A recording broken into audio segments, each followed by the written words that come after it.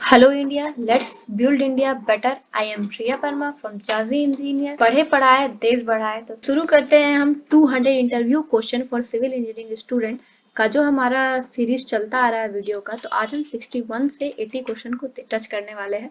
तो question number 61, what do you understand by M25 concrete. आप M25 concrete से क्या समझते हैं? तो आपको बताना है अकॉर्डिंग टू IS 456-2000, इस IS कोड के अनुसार एम मतलब मिक्स, मतलब जो हम लोग कंक्रीट तैयार करते हैं तो एम का मतलब हो गया मिक्स, और 25 जो है वो उसका कंप्रेसिव स्ट्रेंथ को बताता है कि M25 मिक्स कंप्रेसिव स्ट्रेंथ कितना है, 25 है। तो स्ट्रेंथ ऑफ कंक्रीट क्यूब जो मैं पहले भी क्वेश्चन में टच की हूँ, 150 mm into 150 mm into 150 mm का जो हम लोग टेस्ट करते हैं 28 दिन बाद कंप्रेशन टेस्ट, तो उसमें हमारा 25 न्यूटन पर स्क्वायर एम आता है। तो इसीलिए हम लोग M25 का मतलब एम मतलब मिक्स हो गया, 25 मतलब इस कंक्रीट क्यूब का जो ये ब्लॉक है इसको हम लोग 28 दिन बाद कंप्रेशन के लिए टेस्ट करेंगे तो वो आएगा 25 वैल्यू। तो इसीलिए हम लोग M25 कंक्रीट, M20 कंक्रीट ये सब यूज करते हैं। तो आपको इसको सिंपली एक्सप्लेन कर देना है तोड़ के।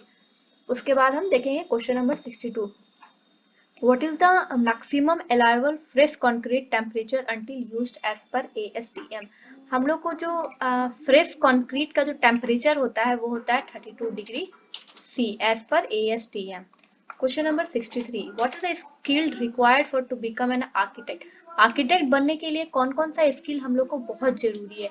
तो सबसे पहला conceptual understanding of designing model. किसी भी घर को मॉडल करने के, डिजाइन करने के लिए आपको कंसेप्चुअल अंडरस्टैंडिंग करना बहुत जरूरी है कि कैसे बनेगा, क्या बनेगा और किस तरह से बनाएंगे तो क्या रिजल्ट आएगा। ये आपको कॉन्सेप्ट निकालना बहुत जरूरी है, पहला पॉइंट। दूसरा point, basic knowledge of computer and architect related software program. आपको कंप्यूटर का बेसिक्स नॉलेज होना चाहिए और जिस सॉफ्टवेयर में आप आर्किटेक्ट का डिजाइन कर रहे हो वो सॉफ्टवेयर प्रोग्राम के बारे में आपको पूरे अच्छे से डिटेल में पता होना चाहिए। कंप्यूटर में बेसिक नॉलेज आपका चल जाएगा बट आपको वो आर्किटेक्ट का जो सॉफ्टवेयर है वो उस पर ज्यादा कंसंट्रेट रहना पड़ेगा, जैसे कि AutoCAD, CDS max, V Ray, Photoshop, Lumion, बहुत सारा सॉफ्टवेयर है आज के डेट में। Third point, designing 3D model. आपको 3D मॉडल मस्ट है क्योंकि आप हो आर्किटेक्ट और आप सिविल वाला सिर्फ प्लानिंग बना के नहीं दे सकते, तो आपको 3D मॉडल भी आपका मस्ट है। चौथा है इंजीनियरिंग एबिलिटी। आपको इंजीनियरिंग का भी नॉलेज होना चाहिए तभी जाके आप कॉलम वॉलम का layout, footing layout, beam layout सब कुछ आप दे पाओगे। तो इंजीनियरिंग का भी आपका एबिलिटी होना चाहिए। और बिजनेस एप्टीट्यूड, आपके पास बिजनेस माइंडसेट होना चाहिए क्योंकि आप अगर आर्किटेक्ट हो, नक्शा बना के दे रहे हो तो आपको डायरेक्ट क्लाइंट से मीटिंग भी करना है, डील भी करना है, तो आपका बिजनेस माइंडसेट होना चाहिए।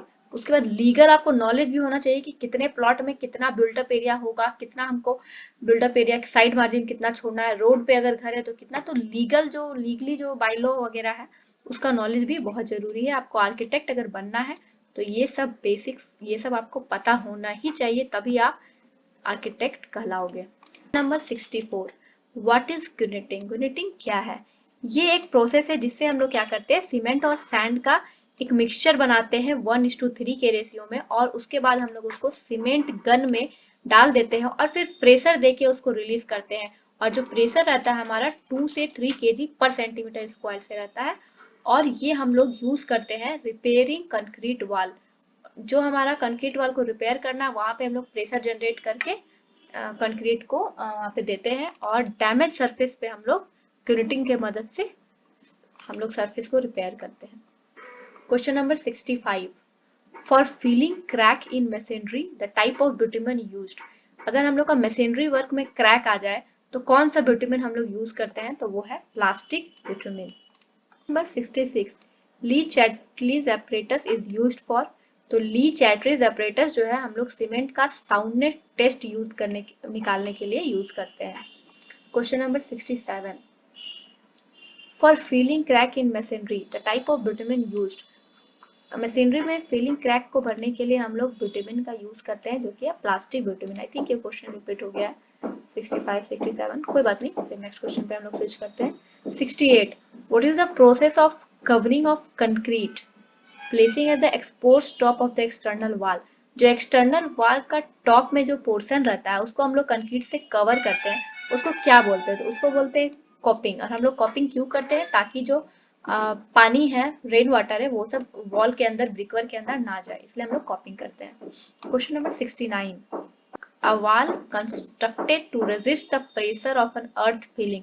अर्थ फिलिंग का प्रेशर को रेजिस्ट करने के लिए हम लोग कौन सा वॉल कंस्ट्रक्ट करते हैं, तो वो होता है retaining wall. Question number 70, what is the minimum curing period. Curing means पानी जो हम लोग पटाते हैं ना, पानी डाल के छोड़ देते हैं कंक्रीट में, तो वो हम लोग कब तक करते हैं मिनिमम, तो मिनिमम हम लोग को एटलीस्ट 7 डे के लिए क्यूरिंग करना ही है अगर ऑर्डिनरी पोर्टलैंड सीमेंट है तो। लेकिन हम लोग को 10 दिन के लिए क्यूरिंग करना है अगर उसमें हम लोग मिनरल एडमिक्सचर मिलाते हैं तो। और अगर हमारा it also recommend that the curing duration should not be less than 10 day for the concrete of OPC exposed to hot weather। जब हम लोग का weather dry and hot weather condition रहता है तब हम लोग को 10 डेज मिनिमम क्यूरिंग करना है ओपीसी के लिए, और 14 डेज हम लोग को मिनिमम क्यूरिंग करना है जब हम लोग मिनरल एडमिक्सचर ऐड करते हैं तो वो हॉट एंड ड्राई वेदर में। Question number 71, what is the minimum weight of fine aggregate for sieve analysis as per ASTM C136। हम लोग मिनिमम वेट ऑफ एग्रीगेट का क्या होता है सीव एनालिसिस करते हैं तो वो होता है 300 ग्राम।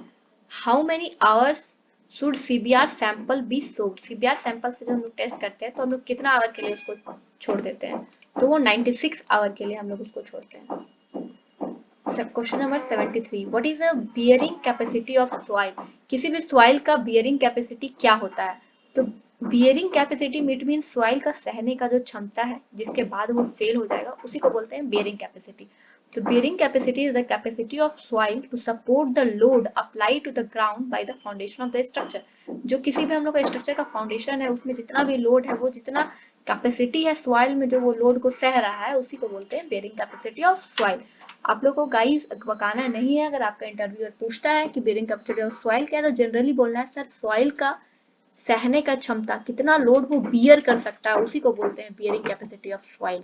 कितना लोड के बाद वो सॉइल फेल हो जाएगा वो फाइनल पॉइंट को बोलते हैं बियरिंग कैपेसिटी ऑफ सॉइल। अगर आपको हिंदी में कंफर्टेबल हो तो हिंदी में बोलना, अदरवाइज आप ये भी बोल सकते हो bearing capacity is the capacity of soil to support the load applied to the ground by foundation of the structure. Question number 74, what do you mean by honeycomb in concrete. Concrete में honeycomb क्या होता है, तो honeycomb it means आपको सुन के ही लग रहा है कि हनीकॉम्ब मधु का जो छत्ता होता है वो, तो इसको हम लोग क्या बोलते हैं एयर पॉकेट। जो हमारा कंक्रीट करते हैं उसमें एयर का जो वॉइड बन जाता है उसी को हम लोग बोलते हैं हनीकॉम्ब।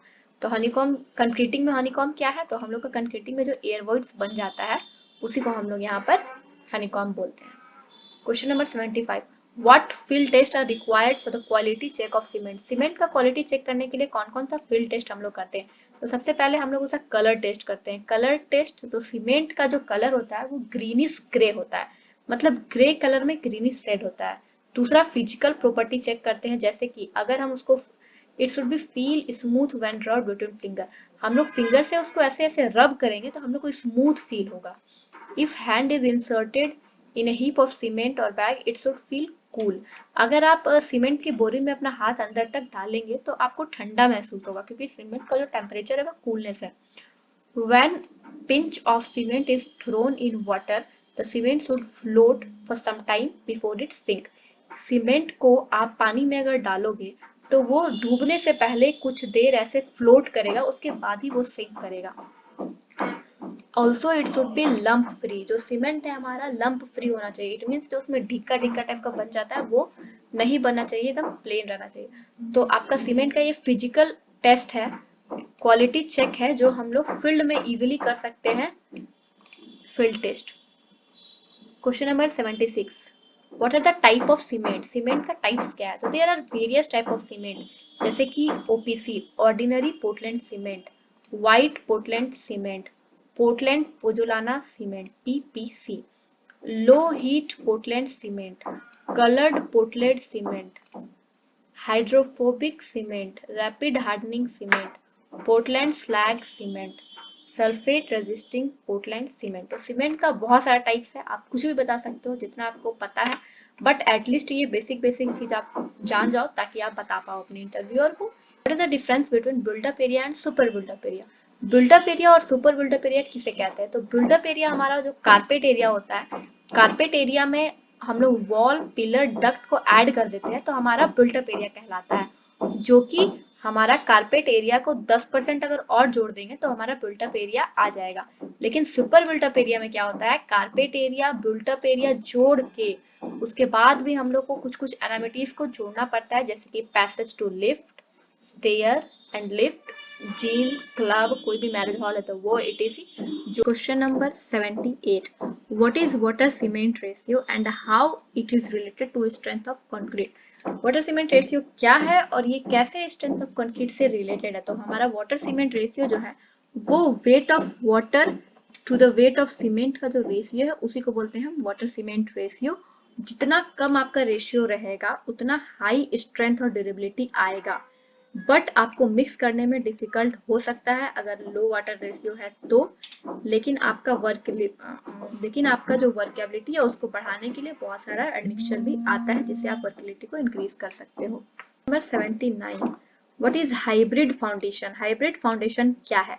हाइब्रिड फाउंडेशन जनरली हम लोग हाई राइज बिल्डिंग के लिए बनाते हैं। अगर हाई राइज बिल्डिंग बनाना है तो हम लोग को हाइब्रिड फाउंडेशन करना पड़ता है, और जिसमें क्या होता है, सॉइल को सपोर्ट, मैट सपोर्टेड मिलता है और पाइल्स की तरफ से सॉइल को सपोर्ट मिलता है, उसी को हम बोलते हैं हाइब्रिड फाउंडेशन। ये जो फाउंडेशन है ये हमारा सेटलमेंट जो होता है ना, बिल्डिंग का सेटलमेंट का अमाउंट को रिड्यूस करता है, उसी को हम बोलते हैं hybrid foundation. Question number 80, what are the step involve in the concreting process. Concreting process में कौन कौन सा स्टेप इन्वॉल्व है।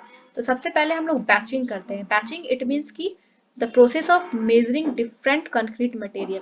जो हम सारा मटेरियल को मेजर करके लेते हैं कि हाँ इसको इतना एक कढ़ाई लेना है, इसको 2 कढ़ाई लेना है, जैसे कि सीमेंट हो गया, कोर्स एग्रीगेट हो गया, सैंड हो गया, वाटर हो गया, for making the concrete. Concrete बनाने के लिए हम लोग मेजर करके जितना भी मटेरियल को एक साथ रखते हैं उसको बोलते हैं बैचिंग।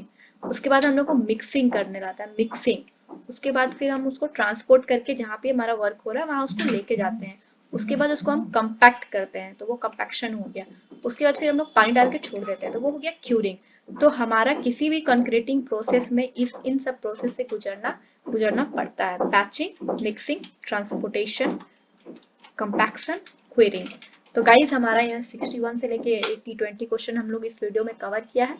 तो अगले वीडियो में हम 81 से लेके 100 क्वेश्चन को कवर करने वाले हैं। तो ये सब बेसिक्स क्वेश्चन है जो आपको एज ए सिविल इंजीनियर आपको पता होना ही चाहिए। तो गाइज मिलते हैं अगले वीडियो में, तब तक के लिए बने रहिए हमारे साथ। Bye bye.